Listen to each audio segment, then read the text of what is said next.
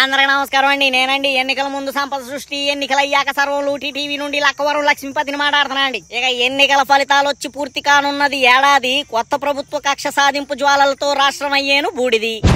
Correct, ఇది correct గా చెప్పావు. ఇక ఈనాటికి సరిగ్గా 10 ఏళ్లకు ముందు తమ రాజకీయ స్వార్థానికై విడతీసిన ఉమ్మడి ఆంధ్రాని ఇక ఇప్పుడు తమరి అసమర్థ పాలన చే కొత్తగా నామకరణం చేశారు అప్పుల ఆంధ్ర అని. ఇక 117 హామీలు నెరవేర్చామంటూ చినబాబు చెప్పిన మాట విని ప్రజలను అడిగాము వాటి చిట్టాని. ఇక ప్రజలు సెలవిచ్చారు ఈ కూటమి తాను చేయనివి కూడా చాలా కాన్ఫిడెంట్ గా చేశామంటూ చెప్పుకోవడంలో దిట్ట అని.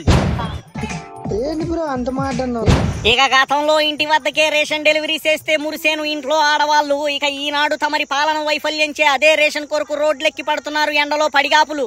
ఇక అంత ఖర్చెట్టి మానాడెట్టిన ప్రత్యర్థుల ప్రస్తావన తప్ప ఇదిగో ఈ సంవత్సర కాలంలో మేము ఈ హామీలు నెరవేర్చామంటూ గర్వంగా చెప్పుకోవడానికి ఒక్కటి కూడా లేదు. ఇంకేంటి మీ గొప్ప?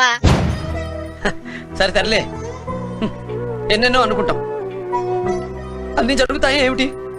పదవులు పార్టీ పగ్గాలు చినబాబు చేతిలో ఎట్టేటందుకు తమరు పడుతున్న శ్రమలో కాస్తైనా ప్రజలకిచ్చిన హామీలు నెరవేర్చే పనిలో ఎడితే వచ్చే ఎన్నికల్లో ఓట్లేసేదెరుగు. ఇంటింటికెళ్లి ఓట్లేయమంటూ నోరు తెరిచి అడిగేటందుకైనా ఆస్కారం ఉంటుందంటూ పలువురు రాజకీయ విశ్లేషకులు గుసగుసలాడుతున్నారని సమాచారం అండి. ఉంటాండి మరి.